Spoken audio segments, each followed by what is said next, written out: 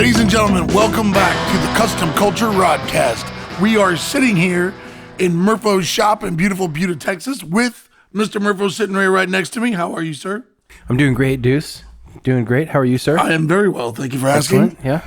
And Custom Colette sitting over here. How are you? Hey. It's cold today. It is cold today. It's fantastic. I'm freezing. I love it. Oh, I embraced it. It was great. I mean, 2 weeks ago we were just it was still 100. Yeah, now Yeah, it's it was awful. it's like 40, somewhere 50 something. It's great, man.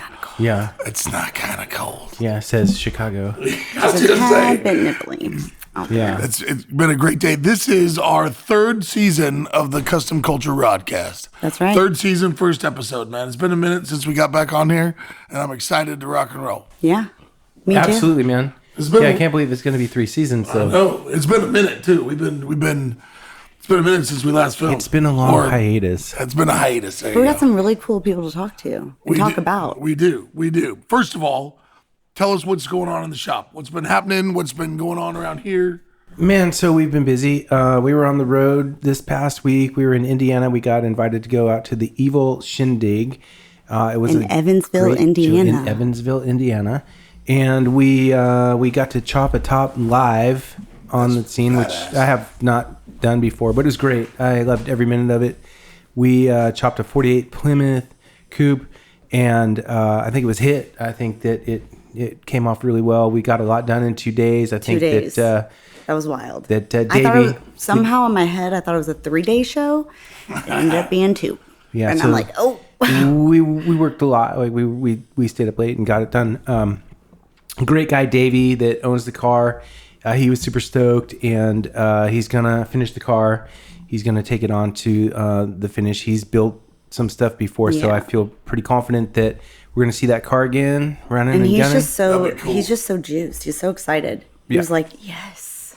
I bet. Well, I mean, that's having something like that done. That's a once in a lifetime type thing, especially Right. at a show in front of everybody there. You know, checking it out. That's pretty badass. We just like look back every once in a while. He's like, it just kept getting bigger. He just kept smiling. I'm like, okay. Yeah, he had a great time. His wife Yeah. was super nice. Everybody there was people. great. So Bob that was and a lot of Mary, fun. thanks for bringing us out. Hightailed it home back to Texas, and we've been back in the shop a lot, which is good. I embrace that. Getting a lot of shop time right now. Yeah. And I think we're here for a little bit, so we get some more done. Yeah, so it's been good. Good. Yeah. Good. Well, I'm looking forward to us getting back into this thing and our guests today. Yeah. It's a big deal. And Yeah. people who watch TV shows, I mean, the cat we got on today is badass, man. He has been on TV, has his own shop. He's a hot rod fabricator, metal fabricator, and a badass pinstriper. And you guys will recognize his name, Skratch from Skratch's Garage. How are you, sir? I'm good. Thanks for having me in.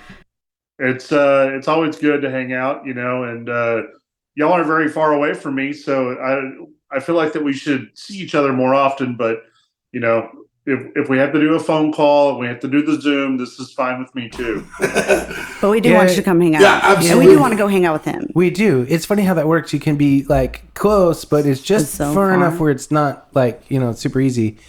But we got some stuff coming up, man, where we're going to be up that way. So I'm hoping that we'll get a chance to kind of like really hang out and break bread or something, Absolutely. Yeah, I mean, I do that hot dogs and hot rods every month, or I do it from the spring to the summer, or throughout the summer to the fall.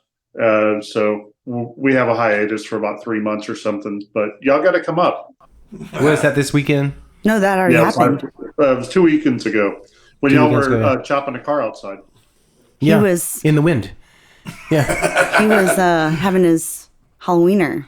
Yeah. Halloweener. That's what it is. That's great, That's yeah. what it is. Yeah. What band did you have for the The Halloweener? Go-Go Gorillas played. Yeah. Nice. Sweet. Yeah, Yeah. we missed that. I know. Well, I had to tell him because we were traveling. It's hard to do all things, yeah. The? Yeah, You got to be a rock star somewhere else too, sometimes, yeah. Well, yeah, we got to get up to Fort Worth more. Yeah. Yeah. Yeah. I'm glad that you're in Fort Worth, moved back from California. You're back in Texas, which is pretty rad. I'm glad you're here. With we've been talked about in previous seasons about how the car culture is growing more and more in Texas to where it used to be, and you're fully aware, it was a West Coast thing or an East Coast thing. And now it's very much Texas, Midwest is starting to, make a name for themselves and kind of coming into their own, Right. Well, in the early 90s, there was a big scene here, like Fort Worth, Austin, Dallas, Houston. I mean, we had a bunch of good rockabilly bands that were from Texas. And then I ended up meeting, this was before the ham. This was before the internet or anything. And we started just running into guys like Dennis McPhail and Ryan that started the ham. All those guys from like Kansas and Oklahoma and Arkansas.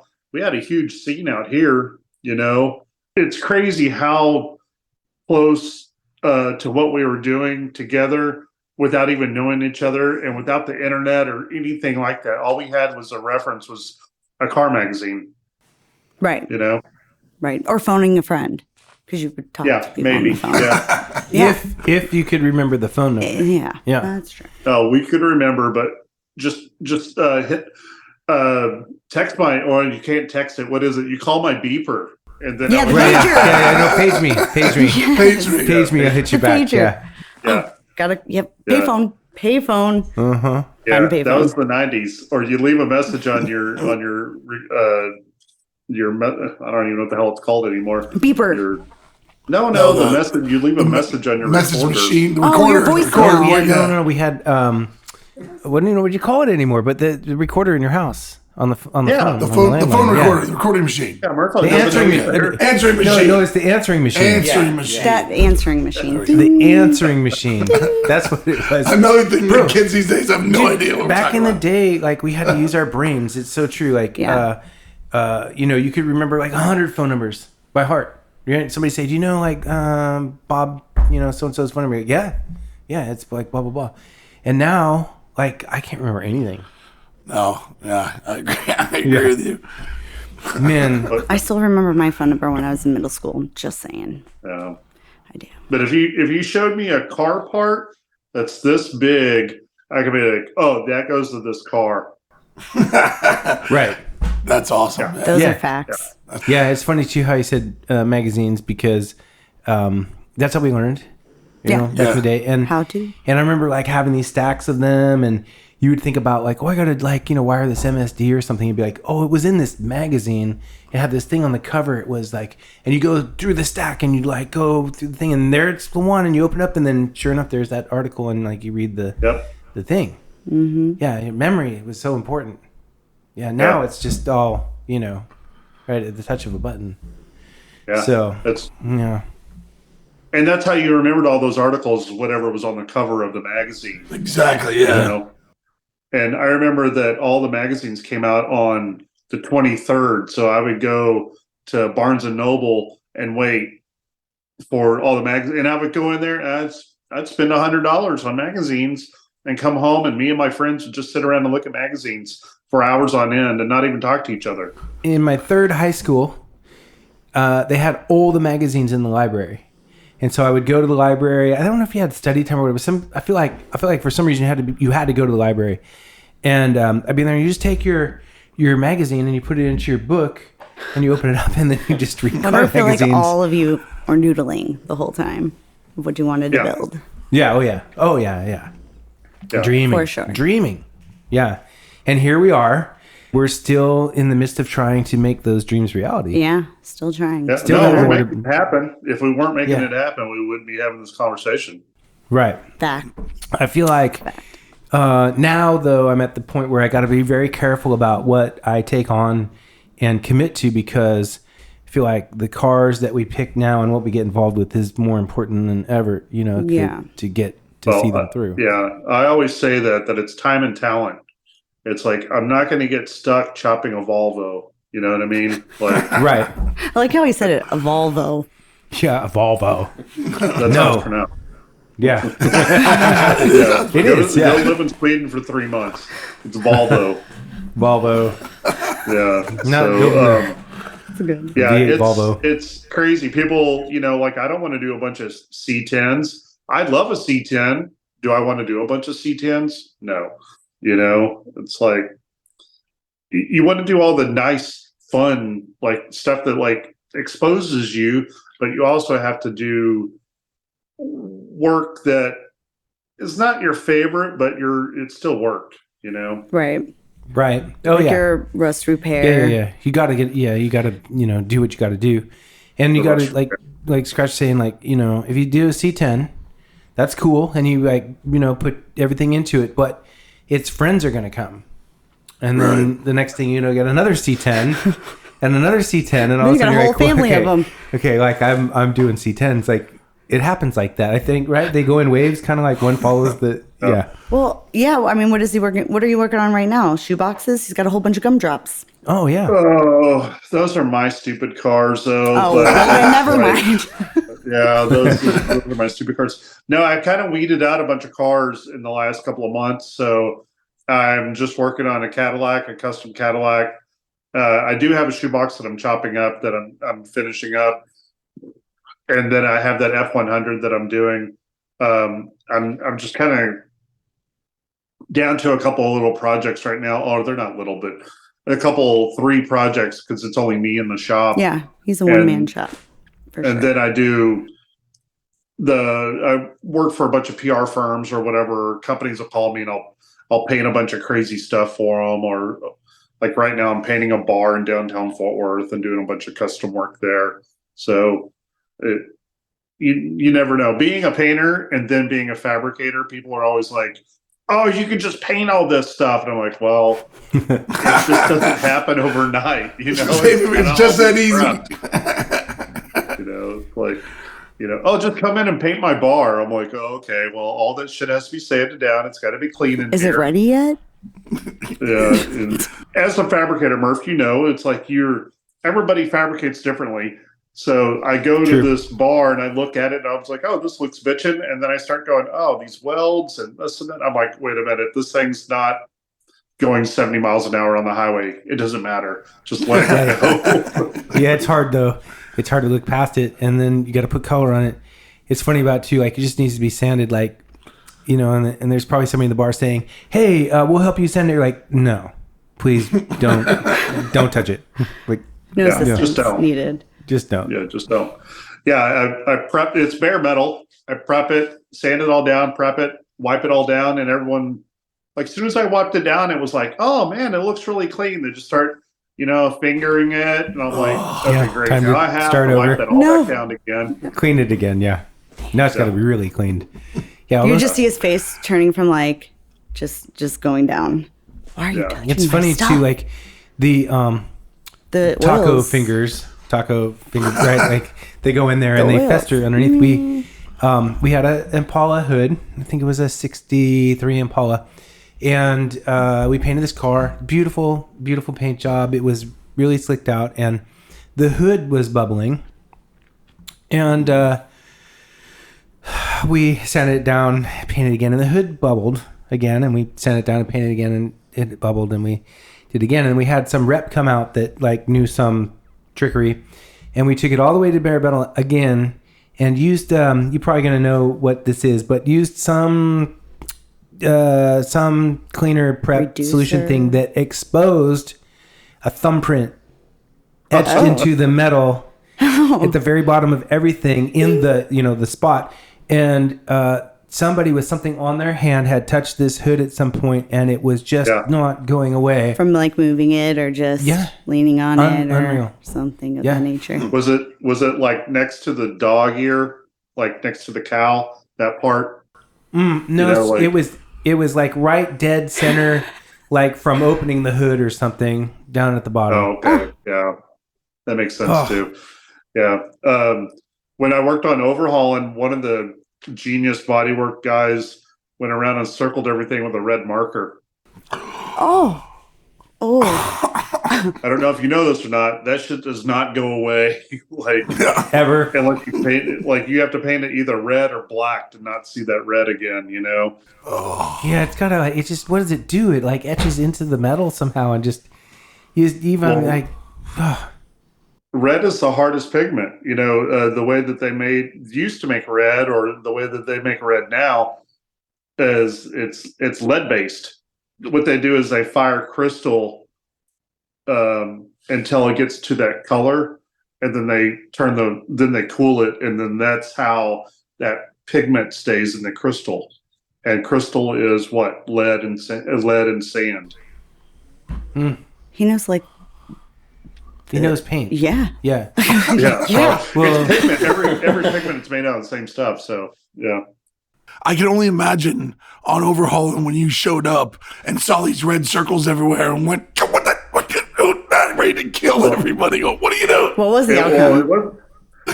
Well, I mean, like actual body shop guys that are like high end body shop guys that know that shit is not acceptable. We have to you have to take that red all the way off and then clean that area, and then because it's on the primer or it's on the paint, you have to take it all the way off, before we can primer it again. Because if you don't, it'll just keep coming through the primer. And I think his name, I think the other prep guy there was Sean. He was like one of the main body guys there forever and ever.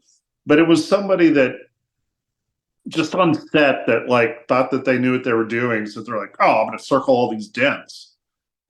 Like, we don't need your help. Because I'll go back to that later, or somebody has to hit it. But it's like it's leaching both directions. It's going down as much as it's coming up. So You're right. It's almost like it's got to be grinded off. I don't know. I think, speaking of overhauling, I think you should speak a little bit about that. Like the experience, what it was like. It was crazy. My favorite episode is the first episode I did, because I didn't know what to expect. So you're there for one full day and it feels like 3, Right. because I'm very punctual and I'm like all about whatever I'm doing. So I show up, I'm ready, and the people from production don't even show up until like 2:00 in the afternoon. And then everyone just kind of slowly starts rolling in. Shep doesn't come in until like 7, and now we're going to work. Now it's ready to go. Let's go. But it sounds like it's You were already already nap there. time. Yeah, he's already there. I'm waiting. Let's go. Yeah, and then we blow the car apart, and I was there. Me and Chip kind of bonded. We started doing drawing pictures of the truck and how it would go or whatever, and then before you know it, we're up until 3 or 4 o'clock in the morning doing metal work. And it was, we'd have the truck completely blown apart and put back together. It's the Butterscorch episode. It was the second season, but that was one of the craziest times for me, because I would work you probably used to work this way at your shop, Marfo, is work 16 hours a day and then just be like, all right, I guess I'm going to go home now. Because we were all younger and it was all fun and experience, a lot of experience. Yeah. And I'd only work or sleep 6 hours and then show back up on set and work another 16 hours or whatever, I don't know. Yeah. Back in the day, before it was like a business and, employees and schedules and, For adulting. Real adulting. Yeah. It's like my whole body clock and my whole synergy was different. And I was working till 2 or 3 o'clock in the morning pretty regular and, chase parts and do stuff, coffee, whatever, till noon or so. And then start in again, after lunch. And it was a whole different, lifestyle. Yeah. And your body clock has to change. And now, it's the day starts at 5 o'clock in the morning and, there's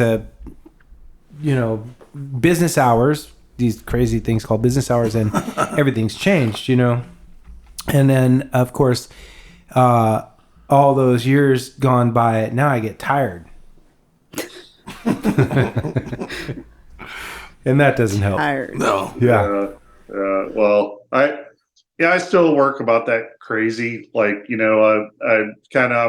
on your old schedule. It's like I get up, I do coffee, I run errands, I go to work, make my list, and then go to lunch, and then come back and I work until 8 or 9 every night. Right. So Yeah. it's about the same. One man shop though. He runs it, so his time. Yeah.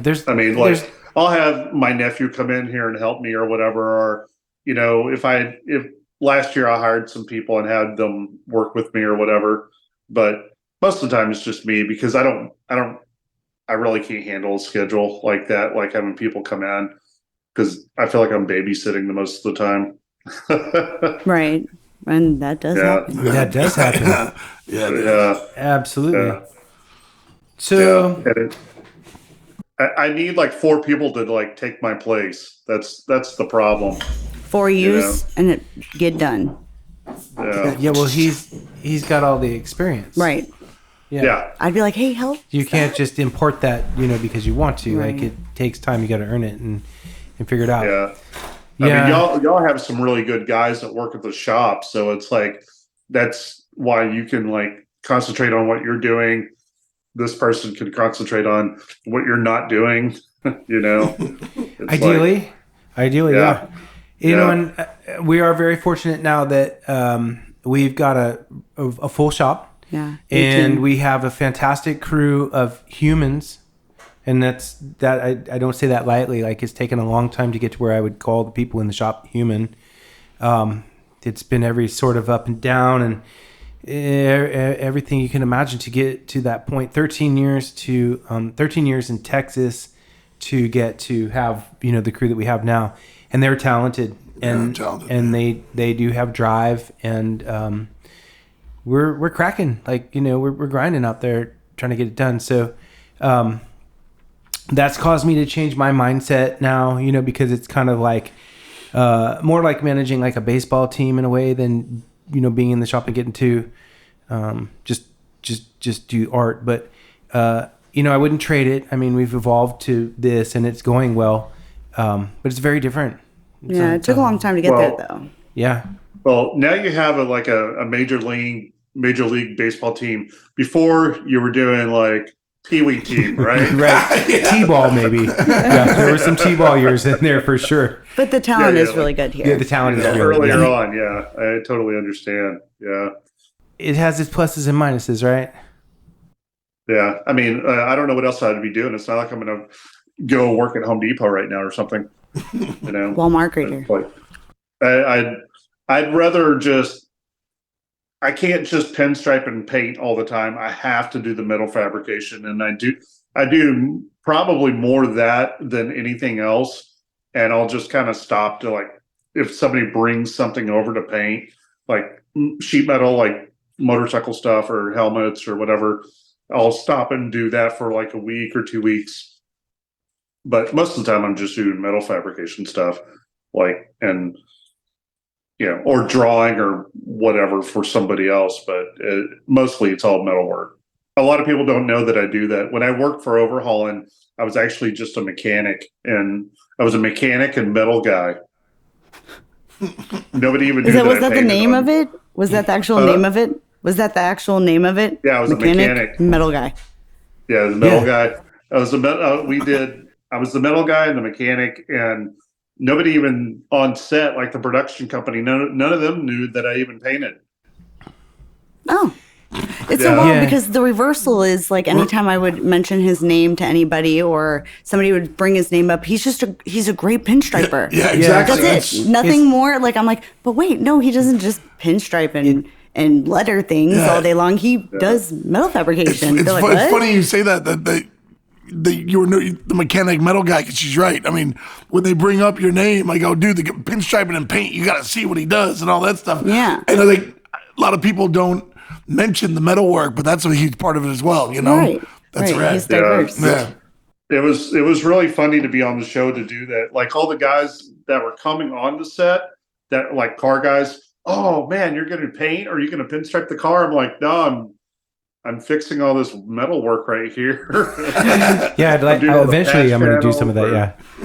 Yeah, when I shore all this up, right. So it's it's funny. Like, I think that Skratch to me is like an icon in a way. Like, he's been in the scene since there was a scene. It seems, and it's also sort of like he's never aged to me, because I feel like when I ever first got into He's like, customs, I feel like Skratch was like, had to have been like 20 years older than me, because he'd been like around forever. And then I come to realize, like, no, I'm like the old guy. I'm just a late bloomer. But I was doing all this stuff, like lowering these like big trucks and doing like muscle car stuff and like street rod or street race stuff.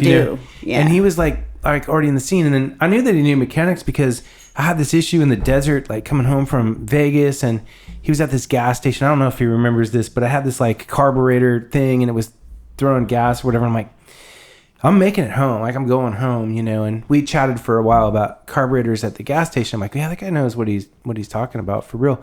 And so I knew that, you know. But yeah, it's like he is iconic in the world of pinstriping, and I don't even know if it's his true passion as much as like car building, but he has like this talent in this other pinky that's pinstriping, and then he's got his other talents in this other hand. So I feel like he could be ambidextrous, and Skratch could be like doing these two things at one time, which is probably, you know, what lent himself to this career that he's had. But I know it's a big one. I mean, it's pretty big. If you don't know, you should know. Yeah. I feel like that I could probably be drawing something and welding at the same time. I'm sure. One of those savants painting here. But so did you used to skate, Murpho? I did. I skated and I could skate pretty good. I could snowboard really pretty well. I've surfed. I've tried to surf so many times, like, and it just wasn't like my thing. But and a lot of people don't know this about me too much, but I raced pro motocross for 9 years when I was younger, before I was really into cars, and that was really my thing. I played baseball pretty well, and I sometimes wonder which direction I should have gone, but I gave up baseball and raced and tried to go real big with that, and it was like, you know, in my blood, like a passion that just consumed me, and I was just racing all the time. And then, you know, as life goes, things change, and then I really got the bug for cars, you know, quite a bit more, and it consumed me. And I mean, I really started getting into cars at about 15. I got this 67 Camaro, and I thought it was just the shit, and was going to go, you know, race at night and everything. It was a lot of fun. I thought you were going to start with a mini truck. I was just going to put that out there, but he said Camaro. So it wasn't but a short few months of owning that car that I did get into mini trucks. Okay. And that's sort of where I started to kind of, I guess, learn some fabrication stuff, because in the 80s, I'm really dating myself, but in the 80s when I was getting into mini trucks, it was new. I mean, there just was pioneer days, and there was no parts. You know, you couldn't buy a kit to lower your truck or buy anything to do that. So you had to figure shit out. Yeah. Yeah. That was the challenge. Yeah. When I was, so I went from skating to like cars. Like as soon as I turned 16, I was like, yep, I'm into cars now. Like, fuck those skateboards. And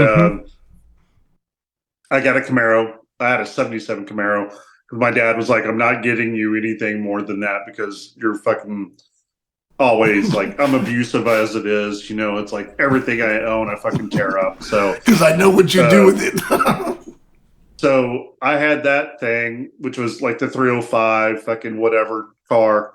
And then I just started buying and selling Camaro parts to build a Camaro. So that's kind of what happened. I had my very first build was a 73 Camaro rally sport car that I built in my dad's garage. But I had 5 cars taken apart, like at the house, and I was selling car parts all day long. If I would have just kept doing Camaro stuff, I would be a multi-millionaire right now. It's like, there's some redneck wrecking a Camaro right this minute, you know? Like, who knew? Yeah. Facts. I ended up getting the Camaro. I moved, I mean, this is like my late teens or whatever. I ended up moving out, and my dad just like comes over to me one day and he's like, what are you doing with all these cars? You don't even live here anymore. You got to go get a shop. He like just goes and gets the thrifty nickel and like shows me like, here's some shop spaces that you can rent. You need to get all your shit out of my shop or out of my garage. And I was like, oh, okay. So I got that. I got a shop like that's out. It's not Fort Worth, but it's Arlington area or whatever. Yeah. So, you know, the Rangers Stadium. Right. And so I got that, and I started sharing it with one of my friends. And I was like, this is when we all got into 50s cars. I had a 59 Chevy and I had a 55 Oldsmobile. And I was like, yeah, we're building cars from scratch. And I was like super rockabilly, black hair and the sideburns and, cuffs, halfway up my shin, all that stuff. Rolling up my sleeves. I had one tattoo. And so I like wrote Skratch's Garage on my shop door. And that's where Skratch came from, because we're building cars from scratch. Started. Nice. So dumb. But and then wait, is that when you took off? Well, it's not dumb, but is that when you took off to California after that shop? No, I didn't move to California until 2000. So that was in 92 that I did that. So I had a shop in 92 since I was 20, and I'm 51. Was your dad into cars? Oh yeah. My dad's nickname was GTO. Okay. So he worked at the General Motors in Arlington, and so he got one of the very first GTOs ever built. He ordered it in '63. Wow. So, but he was in a local car club here called the Nobles, and they always said if you were in the Nobles, that car wasn't yours, because there were a bunch of thugs or whatever. But if you look at that, I think it's the November issue of Life, the 1957 November issue of Life, with it's the issue that has Norm Grabowski in it. It's the hot rod issue or whatever. But if you look in there, there's on the front of it, it's a guy pulling the flag. That's a Nobles Car Club guy. And they're racing in Fort Worth, and it's a bunch of Nobles in the corner of that picture. So my dad was in that car club. No, it was already in his blood. 50s, Yeah. In the late 50s, early 60s. Yeah. So it was already steaming in his blood. Yeah. I've told Deuce this a million times, like how I get a little envious of people that had some like leadership in terms of like cars and learning them and grow up in them and get kind of pushed along. I just kind of... Yeah, he already had the role model. Yeah, it's awesome. Well, that's the whole passing it down now. Then he has to pass it down. Yeah. Who have you been teaching cars to, man? Oh, man. So many people, though. It's like, I don't know if you remember, well, there's a guy named Matt Winter. When I first moved to California, he was like 15.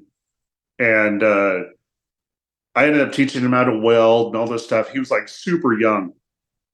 He like just helped restore the inside of the Peterson. Okay. Oh wow. Yeah. So he's a designer and fabricator, and he does all high end stuff now. So, but he's all super into Porsches and like vintage Porsches, and I think he has a Ferrari now or something like that. Like he started somewhere. Yeah, that's right. But he had a bunch of hot rods. But I mean, that was 20 something years ago when he was a kid. But my nephew has a gasser. He's got a 55 Oldsmobile with whatever 700 horsepower or whatever. So nice. But I'm always like quick to like show somebody that's younger like something or whatever it is, or anybody that's willing to learn, I'll show them or teach them, or explain over a phone.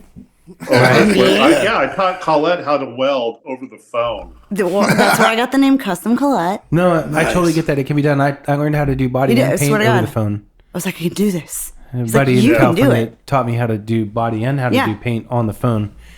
Yeah. I mean, it's possible, but you have to have somebody who also believes in you as well. You know what I'm saying? Yeah. So Skratch taught me a trick one time, and I don't know if he's going to remember this, but okay. I think it comes from, I know it comes from pinstriping, because he and I forget what we were doing, but it was like, how do you find the center of something that's curved? Oh, yeah. And I'm like, well, I don't know, you measure or whatever. He's like, no, watch this. And he showed me this trick with the tape. And obviously this is how you like get to the center of the deck lid or whatever to do the pinstripe, is like with this tape, and you run it across, make a little mark, and then pull it halfway till the marks meet on the other side, and then you do that. And I never forgot that. It was great. It was hit. He like taught me that in like 5 minutes. I mean, thank you for that. Every day. Yeah, I'm telling you. You use it all day long. you know? Yeah. It's like, so I learned the tape trick, all that tape trick stuff from Chip, because he hardly ever uses a tape measure. He'll like do a rough measurement with tape. I mean, with the tape measure, but then he'll use the tape to measure because it's, 3/4 inch, inch and a half if you double it, blah blah Right. blah, and he'll go on and on. Like whatever he's doing, he'll like tape it off that way, and that's how I do it. It's like when I'm doing pattern work or anything like that, I'll get out the tape that I need to do the measurement with. So it all comes down from somewhere. All the time when I'm doing cuts, like when we chop the cars, wherever my mark is, I'll use the tape for two reasons. One, it gives you almost like a guide like an edge, like a guide to follow so that you stay straight and, you don't jack that up. And you can mark the tape so you don't forget which side you're going to cut on. Yeah. Which side of the line. Fact. Right? Yeah. So I always use tape. That's smart. Yeah, I always do an arrow, like this side you're going to cut on this side, the little arrow. Right. Yeah. But because like an inch is normally too much, and a half inch is not enough. But like 3/4 of an inch always seems like just the perfect amount to cut something. Like when you're like right off the belt line or whatever, and you're like, I need to go up here and cut it. Yeah, you leave like 3/4 of an inch to land on. So when you weld back together, you've got enough room from whatever you're trying to not hit. Like in this case, he's talking about the belt line, and so you can finish it, right? Whenever I make 90 flanges, like to do floors or to have something to land on, it's always 3/4 by 3/4. I don't know why. Yeah, it's like that's the number, right? Yeah, it's funny. Yeah, you can just take a piece of tape and put it on the edge and put it in a break. And I'm all about it. I got a question for Skratch because I'm curious. Where do you think you see the culture builders like progressing? Like, where do you see it evolving? Do you see it? I just want to get your insight. Well, I mean, in the last 20 years, our cars have gotten so much better. It's just like, and the metal fabrication on it is like, it's down to a math now. Like we all know where to cut the car, like how to do the cell panel now, like correctly. That's why y'all can chop a car in 2 days. You know what I mean? Right. And so let's say 5 years from now, I think that stuff is just going to be, people that are just now getting into it probably see it in a better light and maybe teach us something. But it's like, it is like math now. We're going to have to come up with an idea to like challenge ourselves. Maybe we all get into race cars because there's so much spec that you have to, form around. It's like trying to build a Bonneville car. There's so much spec that you have to do. We need a challenge or we're going to get bored. The minutia of the spec becomes the challenge. Or I was just I cringed when you started to say that. I was thinking about everything turning electric. Oh yeah, I can't. No bueno. Yeah, and I'm out. It's difficult. Like he's right though. It's like y'all the tooling that's available now, like all the stuff, even in this shop here, like the tools and stuff. It's not something that we had like way before I started doing metal fab and stuff. Skratch is talking like the 90s and stuff. Like the stuff that we have today just didn't exist. Like you didn't have those things. Like when we went out to this chop thing in Evansville, I was like, well, I have this this little bottle. It's like a small welding bottle, empty. Just for everybody out there. Yes, we didn't explode. I don't even know how many, how big it is, dude, but it's like just this small welding bottle. And I've probably rolled, 20 sail panels with this thing, like on the ground or in the trunk or what have you. I mean, that's how you did it, right? Well, that was a big step out of for Spencer and David to see like, oh, well, shit, we're not going to have all these tools to Right. do all the stuff with. So we got to make it work, right? I'm like, use your knee, start hammering, like Yeah. that was the way, we didn't have all the great tooling and, It's the progressed, hammers and. to today, like the stuff that you have, it's like, it's magic. It's amazing what can be accomplished now. Well, too, you got to know how to use it. Well, yeah, I mean, you got to apply yourself. I mean, Right. you still have to work, but yeah, like it's crazy the stuff that people can do. And in the 50s, Yeah. I don't even know that world, dude. Like, Well, there was, there were still craftsmen back then, but they came from a different. They were in aerospace, like that's where they were. Like all the guys that built the Spirit of America rocket car, all those guys came from aerospace, Mhm. and they were out there. They were, torch welding aluminum in Craig Breedlove's backyard, but it was still finished. It was still nice. But it was because they came from the aerospace industry, and unless you're like just some dumbass hot rodder, you didn't know that, and you were using coat hangers and a torch. Right. I restored. I don't know if you remember that truck. It was a 41 car that was turned into a truck, and I restored it, and it was all. Hammer welded with a coat hanger and a torch, and it came from the Valley Custom Shop, mm-hmm. and all the pigtails from the coat hangers were sticking through the roof, and they would just stick it in there and just start welding it. It was crude as shit, but like it was on there. The outside of it looked bitchin', the inside of it was brutal. But Yeah. How was that to restore that? I didn't even know that it was that type of car when I started working on it. It was like the guy that brought it over was like, "Oh, I got this from my friend. Can you put a roof panel in it?" I'm like, "Yeah, I can put a roof panel in it." So I welded it in, hammer. But I didn't even have a TIG welder then. I still had a torch and a MIG welder. So I would heat it up with a zero tip and hammer it so it would contour, and then I would clamp it together, cut it, and weld it, and then just keep moving on and on and on around the roof. And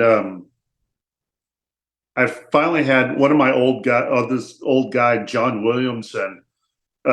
He's like a local Burbankian guy, comes over and just goes, "I know that truck." I was like, "What?" And he goes, "Yeah, that truck was set at the corner of Valley Customs when I was a kid. It was purple, and then it was green." I was like, and I opened up the door, and the paint was still in the jam. Wow, that's cool. Yeah, That is cool. crazy car. But my friend still owns it. I built it for him. Still owns it. He had 3 kids and stopped working on the car. Still sitting in his garage. That makes me sad. That makes my heart hurt. Kids. Yeah, it was a bitchin' car though.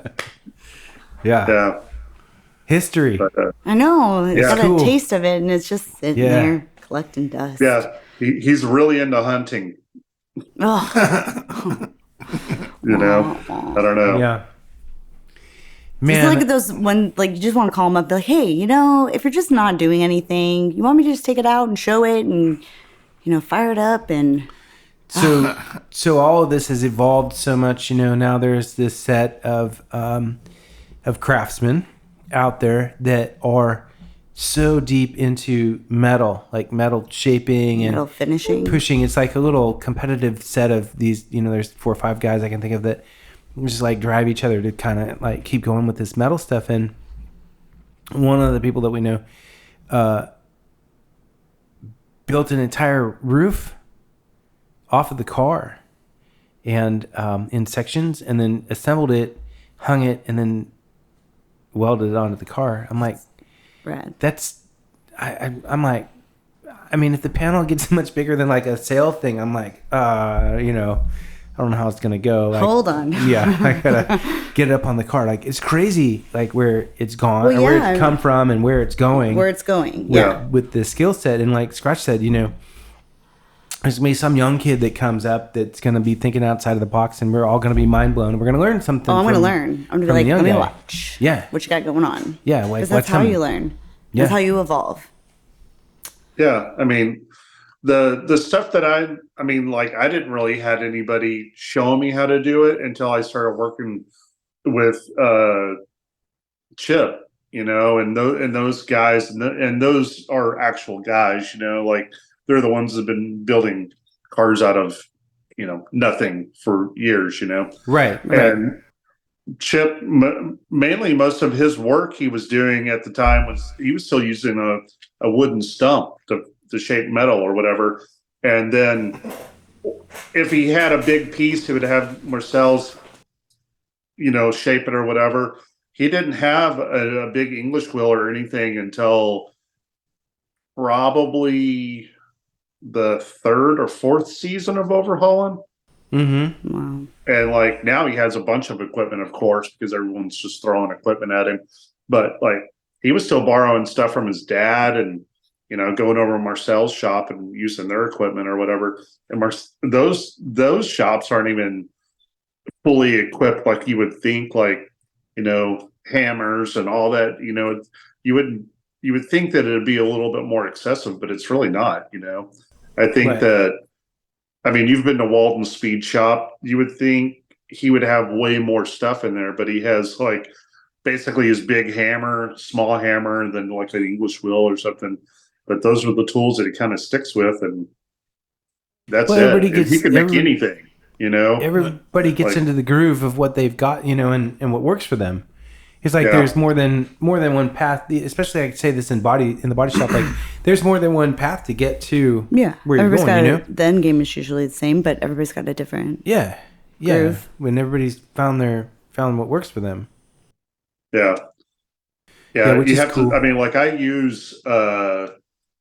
I probably use my brake and my roller more than I use anything else because I know that I can roll the metal a certain way a couple of times, and then I could kind of get that dome going, and then I could shape the metal on from there, because I don't have an English wheel in my shop, and I've always kind of just got away with that, like that 3-foot roller that I've had.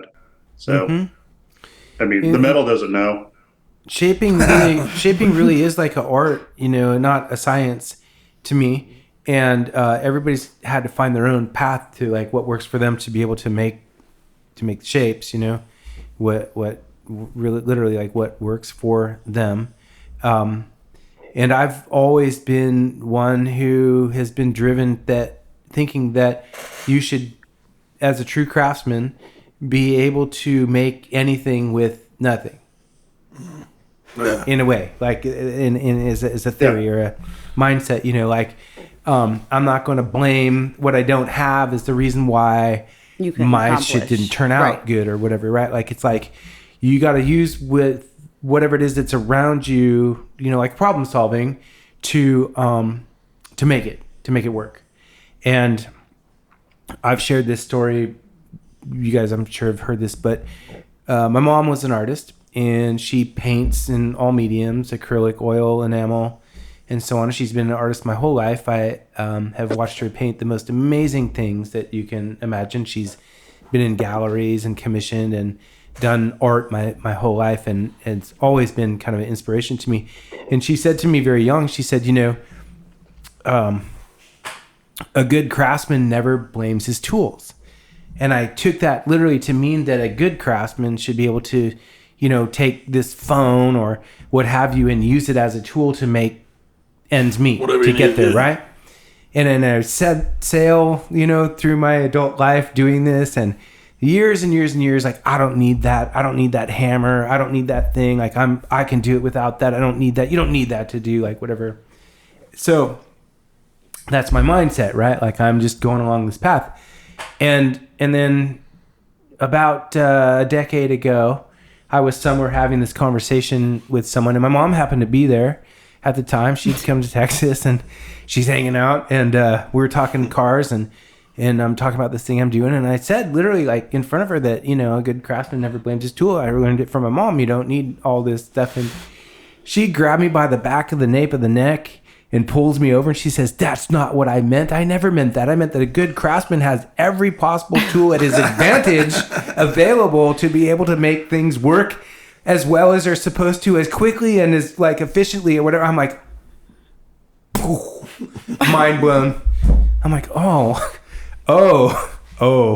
And so I've spent the last decade like trying to put my hands on every tool I can possibly come up on, learn how to use it. I'll take that. That's not funny. necessarily thinking that I need it, but that I'm going to have it so that if it comes up, I've got it and I can make it work, and it's going to set me on to like this next. You took the wrong meaning of what she was really trying to say.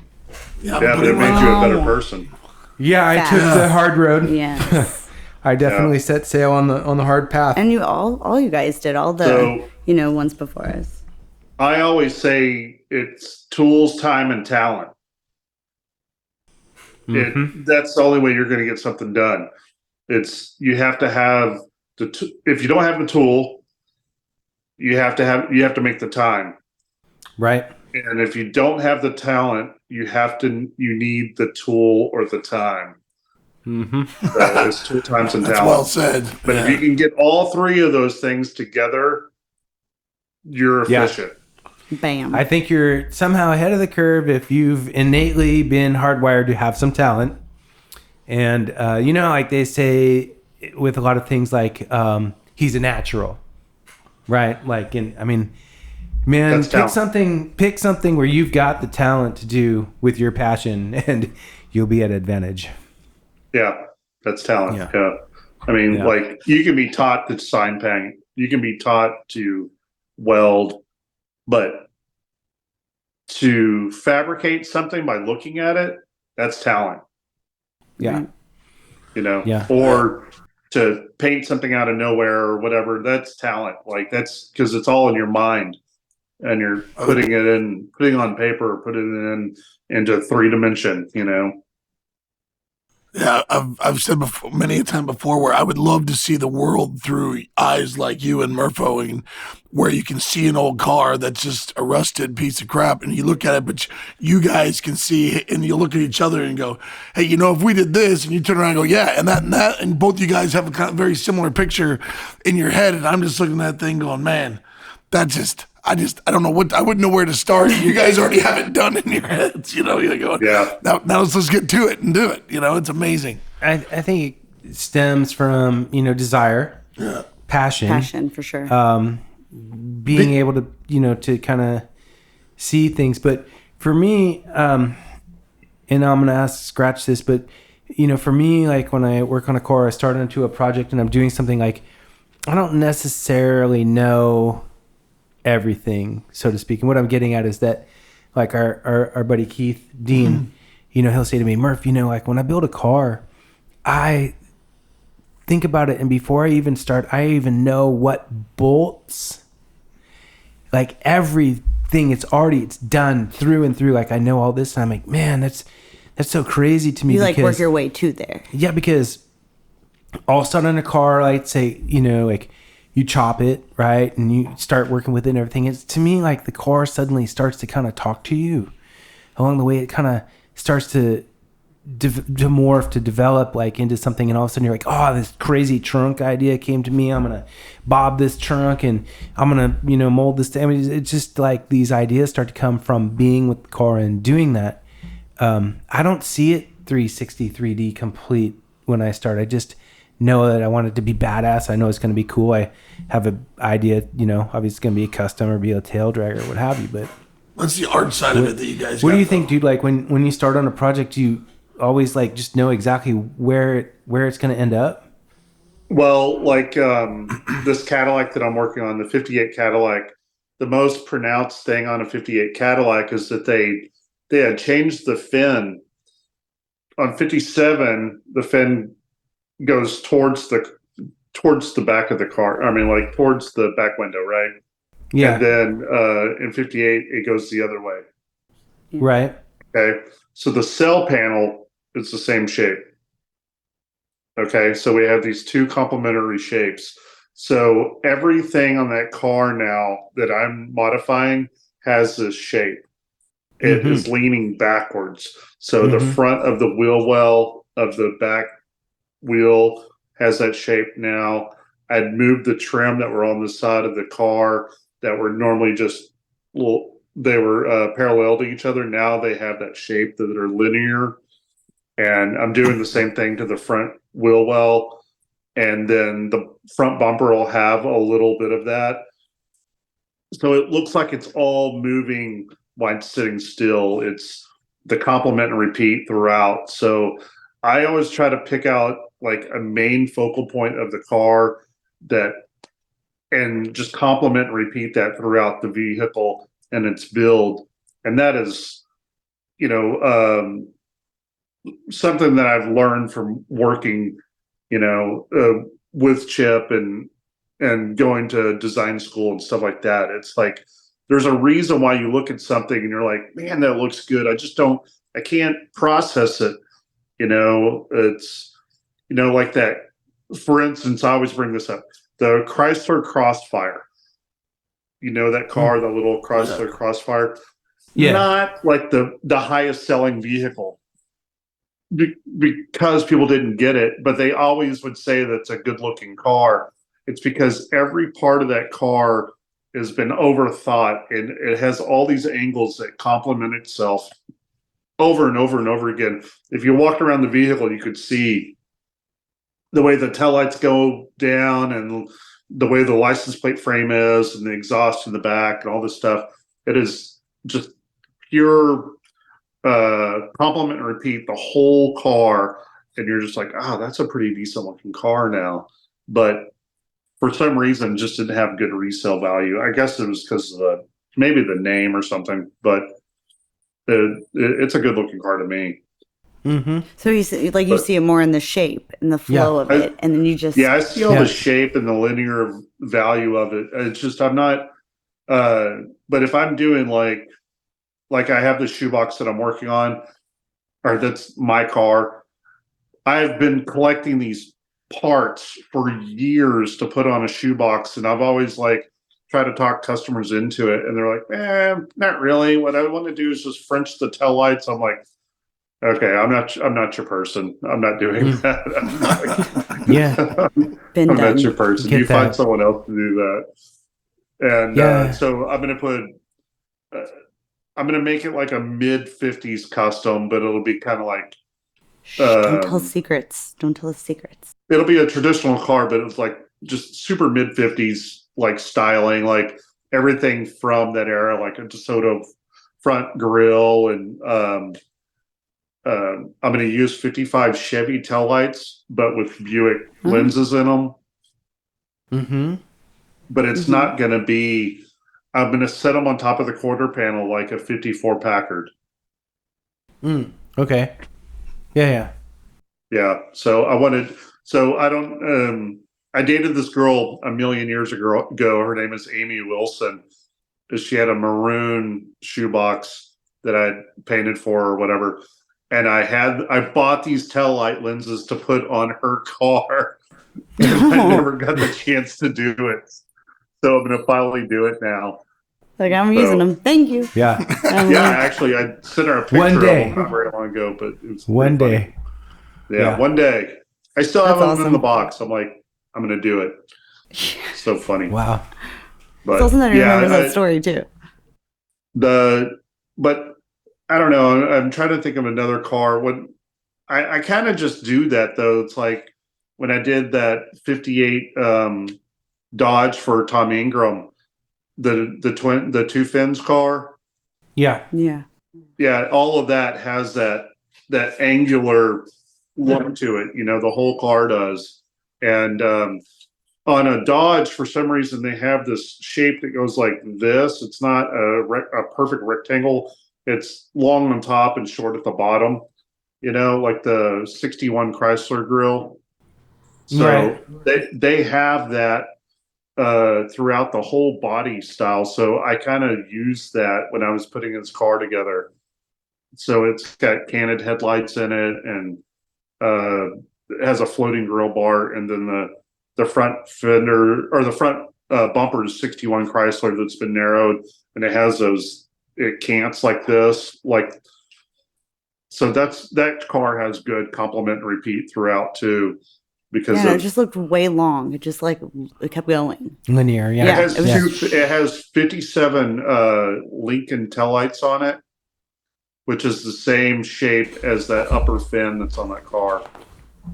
All right, it's the flow. Pretty good looking car. What's happening with Skratch? What's coming up for you? What are you going to be doing?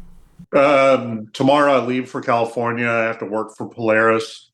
I have an event that I have to paint 15 helmets in 4 hours. So, wow, production line. That's cool. That is, yeah. Hopefully they're similar. It's all individual celebrity types. They'll come up and be like, "Oh, I'd like to get a helmet. These are the colors I'm into, and I like whatever." So I can just. It's kind of like a tattoo situation. I can just bust it out, the artwork, bust it out, and stripe the helmet or whatever. And so be doing that for 4 hours in Huntington Beach somewhere tomorrow. Nice. Tomorrow. And then I'm supposed to go to Vegas. I might go to SEMA, and then come back here and just work on customers' cars for a while. But I think that we want to do a Christmas party maybe in December. I don't know. It might be freezing here by then, but we're going to definitely go to the Lone Star Roundup. My nephew's race car will be ready. We should take the head scratcher down there. Yes. And then the blue Buzzard that we just did, I'm going to finish painting that car. Well, hopefully, and I'll extend the invitation now, you guys can bring those rides over here to the shop after the Lone Star for our open house. We got you. Put them up front and put them on display and make it go. That'd be great. Yeah, for sure. We're doing a Toys for Tots fundraiser. I don't know what you call it. Charity fundraiser cruising on the 9th of December with a Hot Rod Santa. I need to talk to you about being Santa. Come on, dude. And no. I mean, you're just so jolly and happy. So don't do your thing on the 9th. Don't do the 9th. Maybe we can go to yours and you can come to ours. Hopefully. No, I think we're going to do it on the 22nd. Oh, nice. Okay, cool. Yeah. Okay. But so Road Kings are playing. Do you know Road Kings? Yeah. Jesse Dayton, the Road Kings. Right. So they're playing at the Continental Club. I think the 29th or the 30th and 31st or something like that. No, it's the 29th and the 30th at the Continental Club. So I'll be down in Austin then. We should go. Cool. Yeah, I've known Jesse for years. Good people. Dude, I love the Road Kings. That's like one of my favorite bands. We should go. Yeah. We should go. All of us. Yeah. Right on. Yeah, okay. we should all go. It's a date. Well, hey, Skratch, if people want to get a hold of you, man, how can they do it? What are all your social medias or phone or whatever? I'm Skratch's Garage everywhere. And it's Skratch with a K. Well, hey, Skratch, thank you very much, man. And for all you out there, that Skratch is Skatch, Skratch's Garage. You forgot the SKRA. R. Shit, I forgot the school word. It's okay. Skratch. Sorry. Yes. There's dyslexia jumping in there, right? Yeah. That's Skratch. Scratch with an R. That was stupid. Yeah. And a K. Yeah, Skratch's Garage.